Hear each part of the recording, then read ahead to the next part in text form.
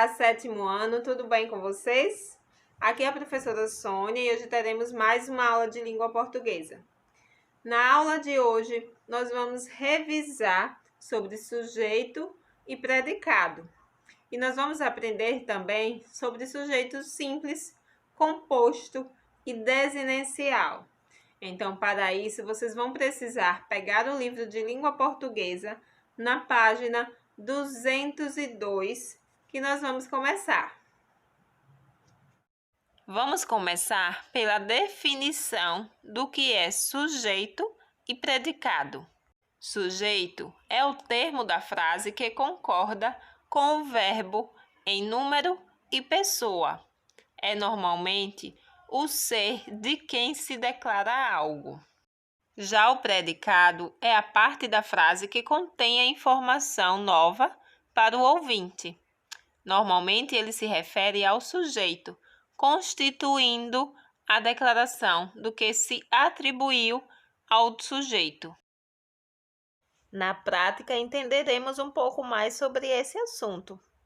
Então, agora, peguem o livro na página 202, que vamos começar o conteúdo de sujeito simples, composto e desinencial. Sujeito simples, composto e desinencial. Leia o texto abaixo. Os fungos invadem as fábricas.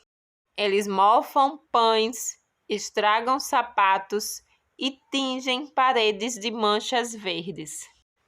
Ao mesmo tempo, fonte de remédios e provocadores de doenças. Também são mundialmente consumidos na forma de pratos nobres, como as raríssimas e caras trufas e o champignon. Pioneiros entre as formas de vida na Terra, são tão diversos entre si e diferentes de todos os outros seres do planeta que, depois de muita controvérsia sobre sua classificação, acabaram considerados um reino à parte na natureza. Os fungos começaram a ser cobiçados para ajudar empresas brasileiras no controle de qualidade de produtos industrializados. De inconvenientes, os bolores e mofos tornaram-se mais um instrumento dos cientistas nas pesquisas com medicamentos, desinfetantes e inseticidas. Após a leitura desse texto, nós temos mais algumas questões para serem respondidas, mas eu vou responder com vocês neste momento. Primeira questão: em que gênero textual poderíamos enquadrar esse texto? Esse texto poderia ser enquadrado como um artigo de divulgação científica. Qual é o tema desse texto?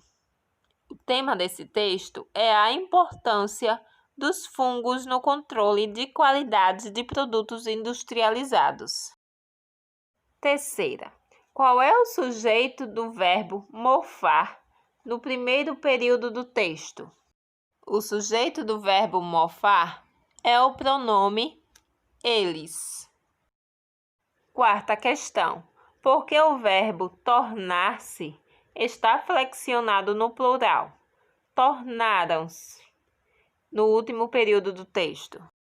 O verbo está flexionado para concordar com o sujeito, os bolores e mofos. Quinta questão.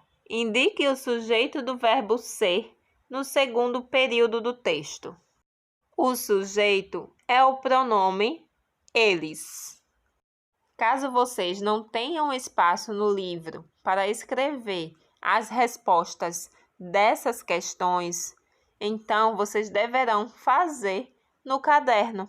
Vocês podem colocar o título do conteúdo, a página e enumerar as respostas de acordo com as perguntas no caderno, certo? Então, façam dessa forma, caso vocês não tenham espaço.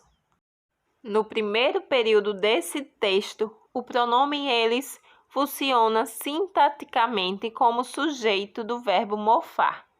Como esse sujeito apresenta apenas um núcleo, é classificado como sujeito simples. Agora, vamos ler um pouco do dicionário para entendermos o que é o núcleo do sujeito. O núcleo é a palavra mais importante do sujeito e do predicado. Essa importância se deve ao fato de o núcleo concentrar o significado básico desses termos. Vamos ler o exemplo. Eles mofam pães, estragam sapatos e tingem paredes. Eles, sujeitos simples, apresentam apenas o núcleo. Já no último período, observe que o sujeito do verbo tornar-se é formado de 2 núcleos, bolores, mofos. Logo, temos um sujeito composto.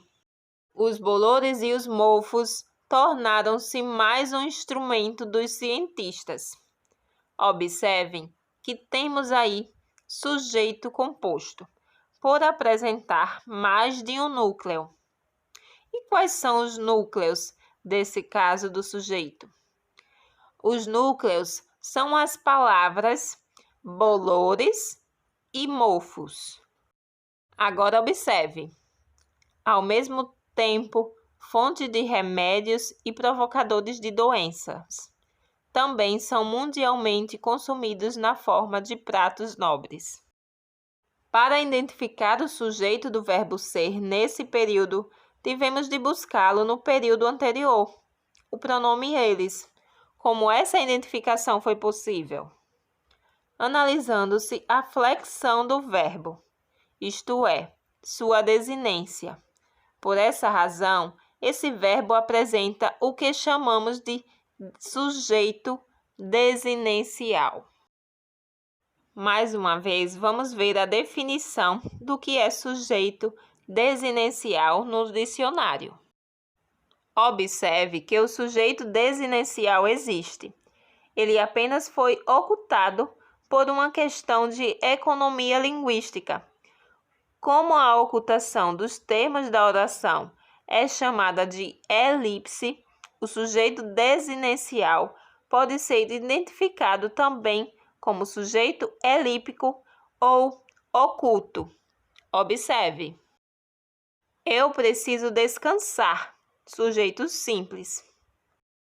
Vou pedir minhas férias. Elipse do pronome eu. Sujeito oculto. Compreenderam o conteúdo? Agora vocês deverão fazer a atividade de prática linguística, que está nas páginas 204 a 207.